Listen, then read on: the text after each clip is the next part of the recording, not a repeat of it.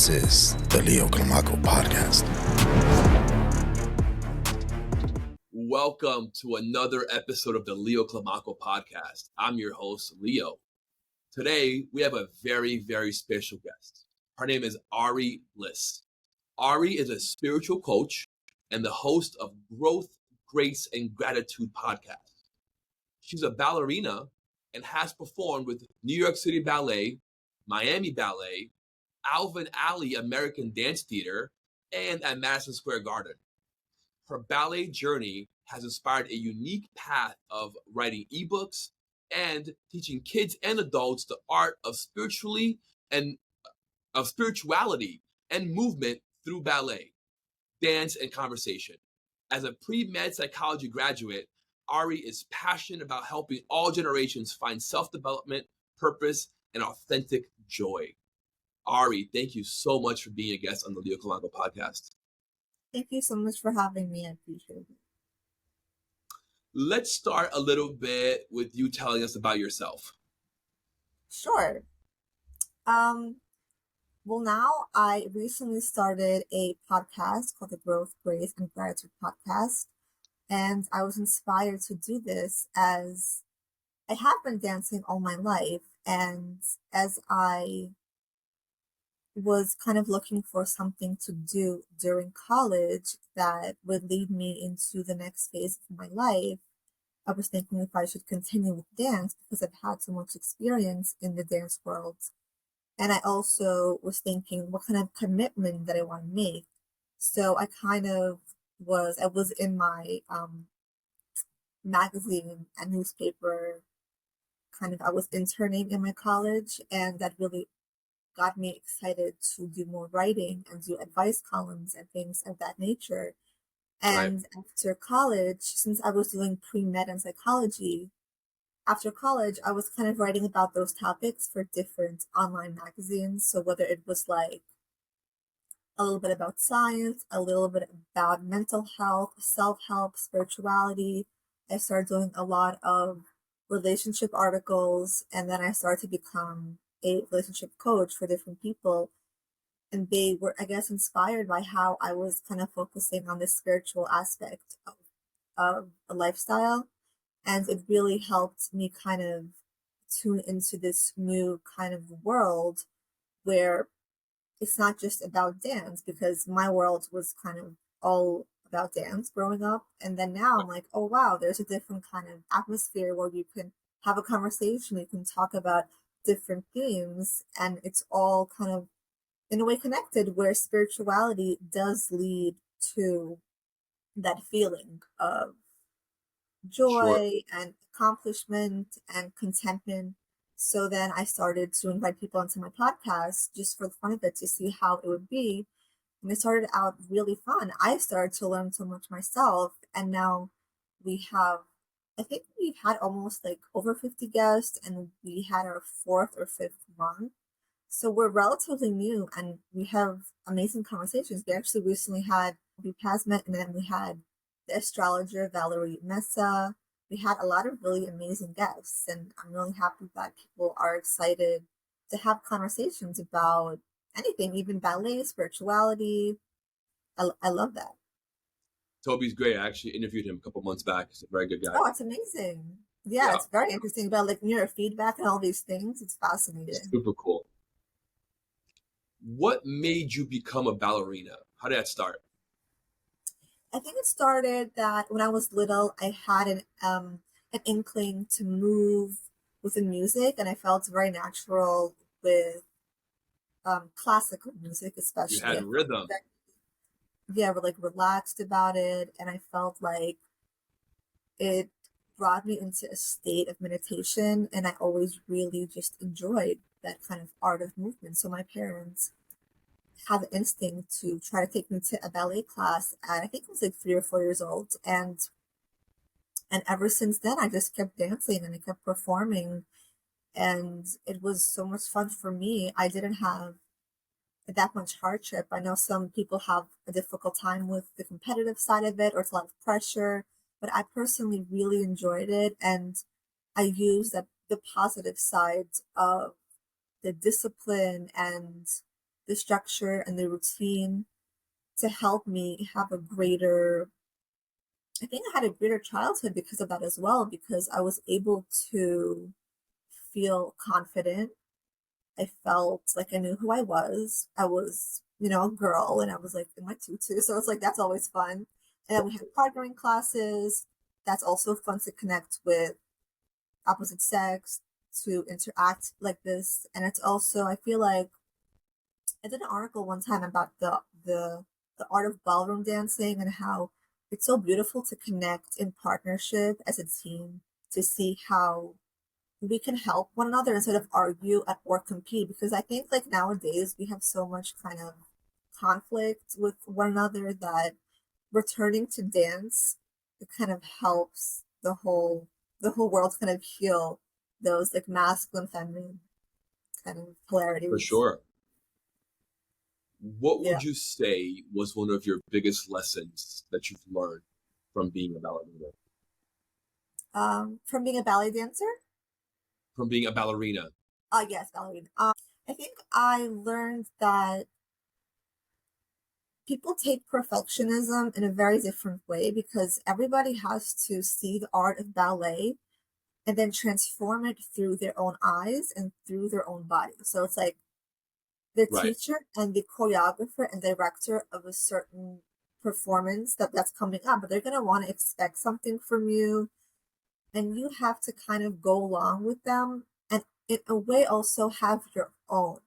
So it's like if you're not able to use your own gifts and skills as authentically you, it's going to be hard to kind of feel complete, but also have fun, because you want to have fun. Even though you're dancing and it's hard, you want to have fun. And when you are authentic and you are giving yourself fully, and you're able to see how the director and how the creative director wants you to master this kind of piece or variation, you can of course work with them. You're supposed to work with them, but don't forget to put your own piece into it. I think that's a really important part in any field. Even it's like we have to do a good job for ourselves too. It's like we are the reflection of our work, and if we're willing to participate, we have to kind of release that fear of like not being liked or someone's not going to like it, and just have faith in our process, in our work, and in our stamina overall. No, I agree. Authenticity is huge and it's felt and you can see it, right? You can Yeah. literally see and feel when someone's being genuine and authentic. And I can see Yes. how that can come out from your performance. Yes, yes. That's why like people have their favorite ballerinas, and they're going to go and they're going to get tickets for that specific day or week because they know their favorite I ballerina is going to perform. It's like they have that emotional already connection with them. They right. can feel something already. So it's like, yeah, it's really important to find your own authentic nature within your work for sure. For sure. Tell me, who was Ari in high school? Okay, so in high school, I went to a performing arts high school, which was so much fun because I still had ballet classes in the morning and in the evening. So I was able to make my schedule around my ballet classes, which was like so beautiful and a really good gift. It's a very Very unique cool. school. Yeah. And so if we had like rehearsal in the morning, we would go to school later in the day. So I had a great schedule, and we had so many fun times in school. It was really awesome.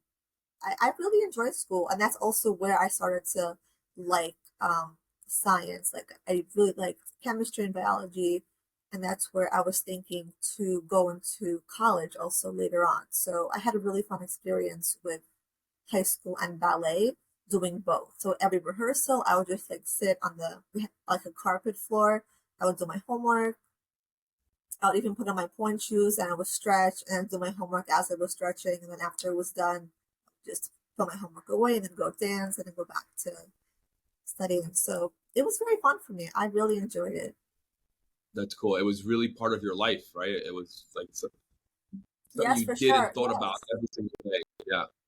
Yeah, and even in the summer when I went to dance with Miami City Ballet, that was the summer program where we had the opportunity to, travel and kind of like do mini tours. So I really enjoyed that as well. Took me out of, New York and took me to a whole new place so I can experience different kind of cultures, different kinds of ballet choreography. I really enjoyed every part of it. Very cool. Tell me, how did you go from pre-med psychology to coaching and podcasting? Um, that was kind of easy because once I started writing articles on those topics of the pre-med is like the science-based things, and then psychology was all this like mental health and self-help and like interacting with people and how we are with people, how we relate to people, how we are with ourselves. This was like my therapy in a way. Like I was just expressing how I was feeling. Like if I was having an argument with a best friend or if I got into some kind of conflict with somebody, I would write an article about it, and somebody commented or sent me a message one day and was like, "Oh my gosh, I felt the same way." And I was like, "Wow, I had no idea." And more and more and more, I guess people were relating to my authenticity, and I was so grateful. And I didn't even create any courses. Somebody just reached out to me first and was like, "Are you offering something?" And I was like, "Oh, sure, I will try to help." And this is how it started. And I started doing courses for all different kinds of things. So could have been relationship coaching.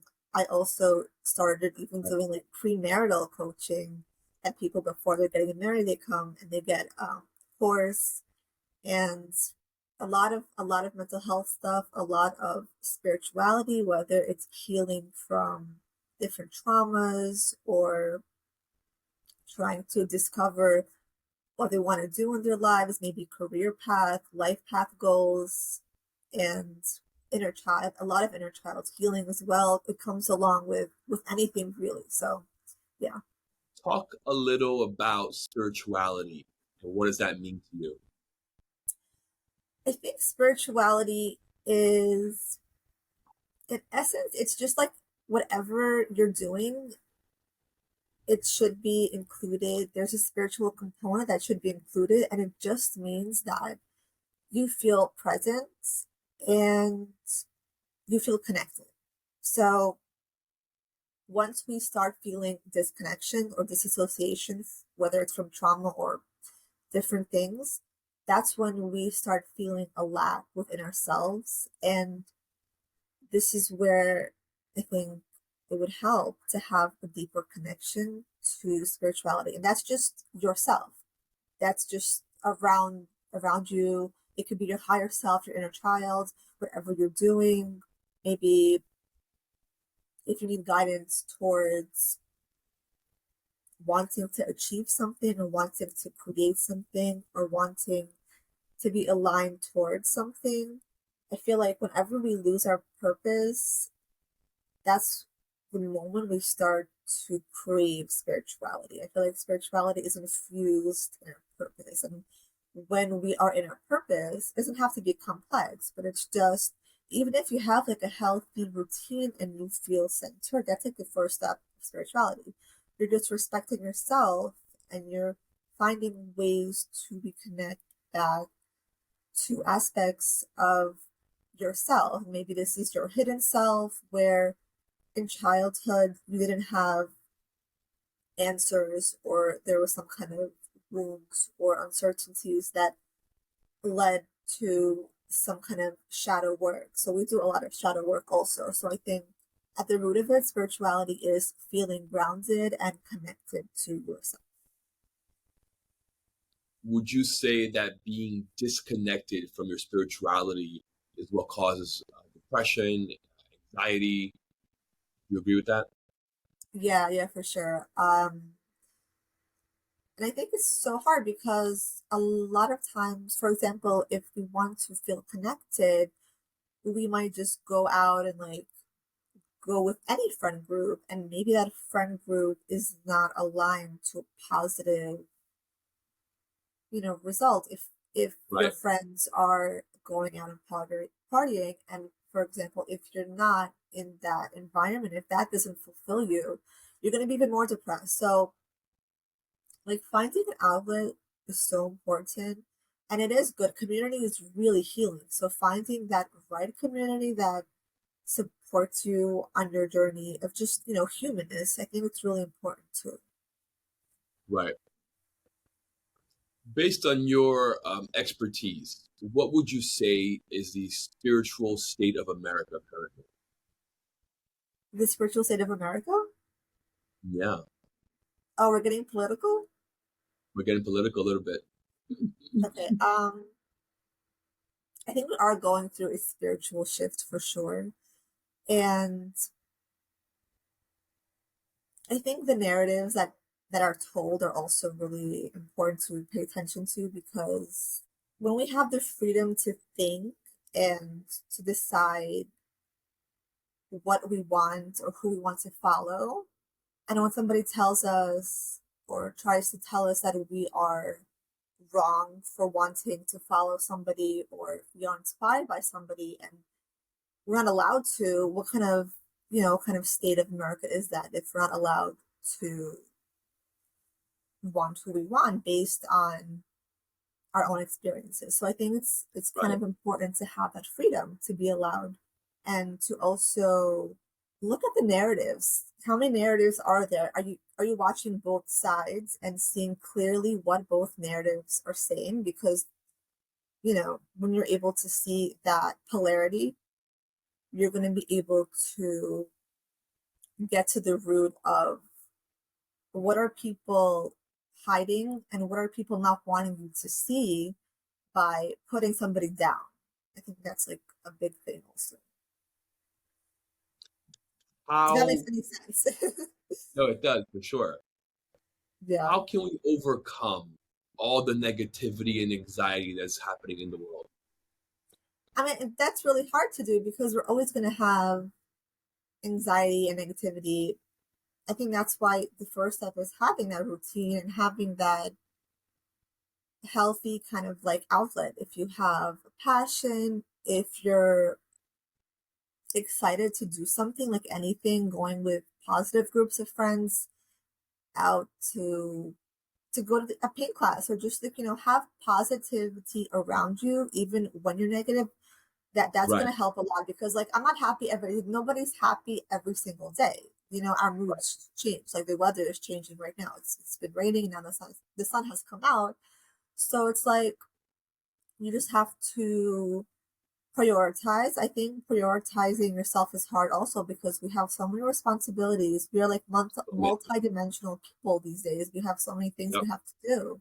So it's like if we just take a little bit of that time to ourselves and choose ourselves, that's going to be amazing. It's like take 5 to 10 minutes every day and focus on doing something that calms you down, like whatever that is, because everybody is different. Some people could love like loud music, great, then do that and journal. Other people will love like doing a yoga class or hiking. If they don't have a hiking place, maybe there's a gym around the corner or something, that's also great. It's like get a pet, because sometimes a pet is so healing. I actually wrote an article about how pets can help with anxiety, and it's so true. It's like if you go to the shelter and get one of those adorable little doggies, it's like you'll feel like so. If you're not All, allergic, you'll feel like so nice. all that love. Yeah, for sure. Who are your mentors? Who do you look up to? I I don't know if I have mentors. I do. I remember watching a lot of Jordan Peterson. He has really great stuff, like really interesting. Um, and I really appreciate how he's so like intellectual, and also I love his thought process, how he thinks without any narrative, and he's just kind of Right. expressing his truth, and he's really deep, inquisitive. It's very, very like interesting. And I recently also was watching Dr. Phil. I feel like he's also very interesting, and He's very interesting. Yeah, for sure. yeah, he has a really great kind of point of view, and he's also uncovering the deeper narratives that might have been hidden or might have been unclear. So he's helping to open up that, and I really appreciate that as well. Has anything ever made you feel insecure in life? If Of so, course. how'd you Um, deal with it? well, for example, when I didn't get one of those ballet roles that I really wanted to for the Nutcracker, and I think it was like a candy cane role, and I didn't get it that year. And of course, like I was so sad. I was crying actually. I I was like imagine. a teenager, so I was very emotional about it. And this was my Yeah, first kind of strong rejection. And I did not understand how to feel. I was just crying. I went to the bathroom and I started crying. And my parents were like, okay, you know what? This winter we'll just go to a vacation. So we went to Florida and we had a great vacation. And I feel like I had even a better time on vacation with my entire family in the warmth instead of performing because we had Nutcracker performances in the winter time. So I couldn't go to Florida that time. So it's like now this is a different opportunity. And if I wouldn't have like seen that as a good thing, I'd probably be depressed and I would be like, oh my gosh, like I'm missing something that every year I felt so good to be a part of, and now something completely different has happened. And like, how am I supposed to have fun when I'm missing something? I feel like so many times we feel like we're missing something when our lives maybe do have to go in this kind of shift. And this is also can be seen as a spiritual shift where new a new road will be presented to you and maybe it'll feel like a rejection, yep, but it's like a redirection. It's like maybe it's there to push you into your higher timeline, into your new path that you didn't even know that you're supposed to go there. But I think that's why it's important to just have faith in the process, and as long as you are doing your best, I feel like you'll be led in the right direction. I agree. Sometimes one door closes and another door opens, right? Yes, and even if no door opens during that time, then it's like it's a deeper call to self work or to meditation or to reflection. I think that's the most challenging times when no doors seem to open and you feel like completely stuck. And that happens a lot when we're healing or when we're going through some tough times, or maybe we have to take take a challenging new step. Maybe we're asked by the universe to go into a new Right. direction, but we have this kind of fear because it's something new. And it's like, I've never done this. Like, what makes me think that I'll be good at it even? So it's like, the challenge is when the doors are closed, how do you handle yourself? And the Right. trick is just to not give up on yourself. I think that's the most important. It's And very it's well hard. said. It's very hard. Very hard. Yeah. You mentioned faith. Tell me, what role does God play in your life? Um, I think it's an important role, and I think it's also, as humans, I think we test that faith all the time because when we don't get what we want, well, our ego and our soul, I don't know who wants what. Is it our ego or is it our soul? It's like if we don't get Right. what we want, I feel like our inner child is gonna like test the boundaries and be like, why? Like, God, why? It's like we have this kind of like For sure. resentment or something. It's like I'm trusting in God, I'm trusting in divine, the plan. It's like Right. hello, like I'm not getting what I want. And that's okay. I think that's part of faith is to question and to test because it's like a science experiment. If you don't test it, how will you know it's real? It's kind of like that. And Sure. I think it's okay to do that. And I don't have any kind of personal like deeply religious grounding identity, but I feel very spiritually connected to being a normal good human. And that's hard to be good, but It's Right. like you treat people. I'm in a philosophy where you treat people how you want to be treated. That's it. Like that's the basic root Sure. of it. And it's like that's even hard to do, and people don't realize how that's the kind of like if people believe in like karma or dharma, this kind of law and effect.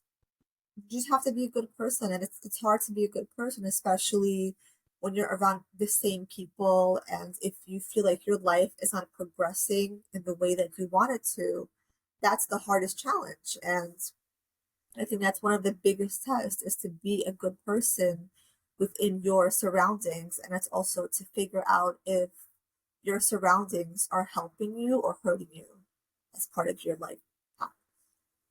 For sure. I think the one issue with treating others like you want to be treated is that a lot of people are okay with self-sabotage, and they portray that onto others, right? They treat others the way that they want to be treated, and they like self-sabotage. So I think it does work, but I think some people just don't get it, and they That's really interesting. Yeah, yeah, do you think they self-sabotage based on because they just have like a fear? could be your past trauma, right? Or Yeah, programming, whatever it may right, right. be. Yeah, yeah, yeah. That's actually a really good point. There's a lot of self-sabotage. I personally, I don't know, like I've never felt like I self-sabotage enough. I just have a lot of like, I'm like an Aries, so I'm like very fiery and I don't care about rejection. I'll just go for it. And I just have like faith in myself. And even if I'm made fun of, or if it's like, if it doesn't work, like I do not care. But I have this kind of really strong personality where I just like to go for it. And yeah, I don't self-sabotage myself that often, but I do have so many clients who do self-sabotage, and Right. it's just based on fear. And this fear, it's broken down. So it's not like fear of right now, because right now as they're adults, maybe it's not a lot of fear, but when we went back to childhood, it's a lot of times based on a specific childhood incident where it connected to like abandonment, and then they lost that faith, that trust in themselves. So That it's makes like sense. it became very easy to self-sabotage. A lot of childhood trauma out there.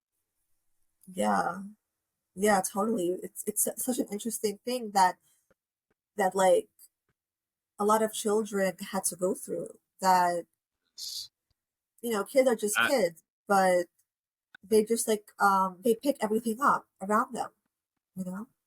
yeah. Tell me, what's your superpower? My superpower, I think I'm really good at like reading men's energy, because I started doing a poem book, and it's called, I'm not sure what's going to be called it, but it's coming out I think in the summer, and it's a collection of poems that I have kind of channeled, and it's about like the masculine polarity going through an awakening. So I feel like I'm really good at connecting with Uh, men, and just like not hating them, maybe, I don't know, but there's so much hate in this world these days, to Come back. like to not treat the opposite sex with love and care. It's like this kind of like competition or anger or like revenge, and I never kind of saw that. I always saw, I never had also kind of toxic relationships growing up. I had really nice friends when I was younger, with girls and boys.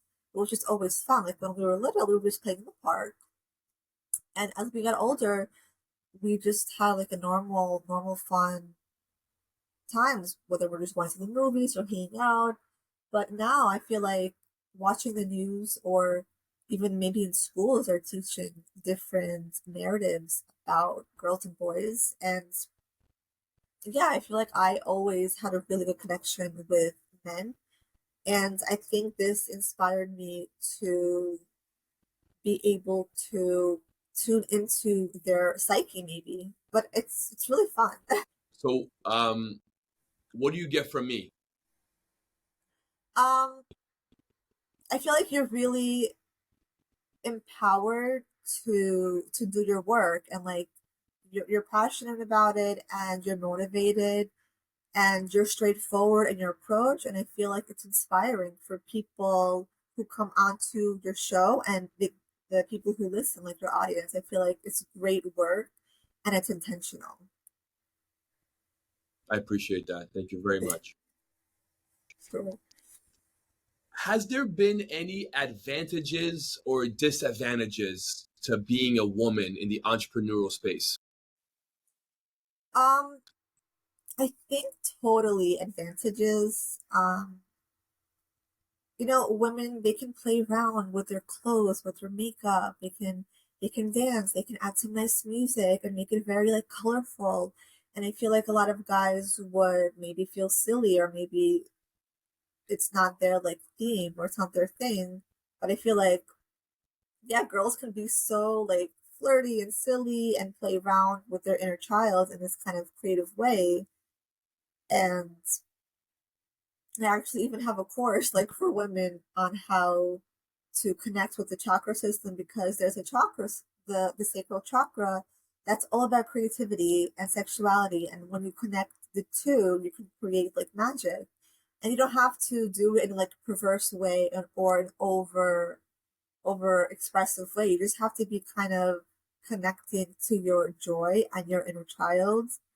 And I think both girls and boys, men and women, can do this, but women, it's so much more like, girls were brought up to wear these pink dresses and a bow in their hair, and to be fun, to have fun, Right, to play right. dress up, So it's And like, paint their nails, things like that, right? yeah, yeah, of course. So it's like, why not use that to your extent, your extent to present yourself in the way you want to be received. It has nothing to do with taking away your work. It's just a really nice adding to your value. It's just a nice like cherry on top. Your work is still your work, but I think that makes it all the more fun too. People will pay more attention to you just because that's how life works, right? We pay attention to appearances. It's the first thing our eyes see. It's just natural. How we connect. Exactly. Yeah, exactly. Ari, tell me, what is your big dream? My big dream, probably to perform with my students in more spaces, because now we're getting new students who are, we have ballet classes, we have just regular dance. We want to expand in that because so many people are excited to dance. And I feel like a lot of, we forgot the art of movement and how like sacred and beautiful and fun it is. And when we all come together and kind of build a community and then perform for others, I feel like that's the best feeling ever. So it would be so fun to just expand and perform in new places. I was even thinking of doing like a library concert, maybe in my community, in my neighborhood, doing it for free for the kids in the area, so they can like see it and also learn That would be more. really cool. That would be really Yeah, cool. yeah, I love that. I love that too. And I can definitely see you accomplishing. I see Oh, you thank you having the so much. fire, the drive to make that happen. Thank you so much. Ari, tell me, where can people find you? What's your podcast? What's your IG, YouTube, whatever you got? Yes. My podcast is the Growth, Grace, and Gratitude podcast, and you can find that wherever you listen to podcasts. And then my YouTube is, I think it's called the same thing. So it's Growth, Grace, and Gratitude podcast. And then my Twitter is Blue Bliss Coach, and my Instagram is growth. I'll make sure to add those links below for you. Thank One you. last question for you. Sure. Please provide a tip that you can give to a struggling dancer or struggling entrepreneur, someone not in the right headspace. What would you tell them? Um, I would tell them that I think first impressions are interesting thing, because I feel like how can we make a long lasting, effective first impression? It's like we have to, obviously we get nervous, that's fine, that's totally acceptable. But I think it's like sometimes we deceive others because we're fearful of how it's going to turn out. So I think the most important thing is don't deceive yourself. So it's like whatever you are creating or promoting or marketing, have the faith in yourself to create it the most authentically that you can be. So even if you think it's a little bit silly because nobody has done it or nobody has thought about it the way you have, that's actually like an honor. You are creating something Right. that's unique. It's something that's different, but there's a purpose that is different. It's because it comes from you. And it's like when you have that value in yourself, you're going to be in the best hands within the universe to go out there and make your product, your brand more known because that faith in yourself is going to be mirrored back to you by people in the universe. So I think it's so important. It's hard to do, but having that faith and knowing that first impressions, it's not everything, but it's going to give you that kickstart to be excited about first impressions and Right. to give you the confidence to move forward in the direction of your dreams. It can really catapult you, you know? Yes. Yes, for sure. And it can take you to all new kind of directions where you can make brand new friends and you can make new collaborations. And it just takes that vulnerability also to be able to say what you want, to say what you want to build, and express yourself, communicate that with people, and see the feedback, see how people are responding to you, Right. and yeah, Well, Ari, you've definitely made an impression on me. I know that you are going to succeed in whatever you do, and I wish you nothing but the best. thank you so much, and I appreciate you inviting me. I really enjoy your podcast. I've been watching a few episodes. I've also learned so much. So thank you so much for having me, and I really appreciate your work as well. My pleasure. Thank you very, very much. Thank You have a you. wonderful day. Thank you so much. You too. Thank you. Now, was that cool or what? Guys, I'm going to link Ari's links down below. Go check her out. Make sure you like, subscribe, hit that bell notification, and we'll see you guys next time. Thank you. Bye. Ari, that was great. Thank you so much. This is the Leo CLIMACO podcast.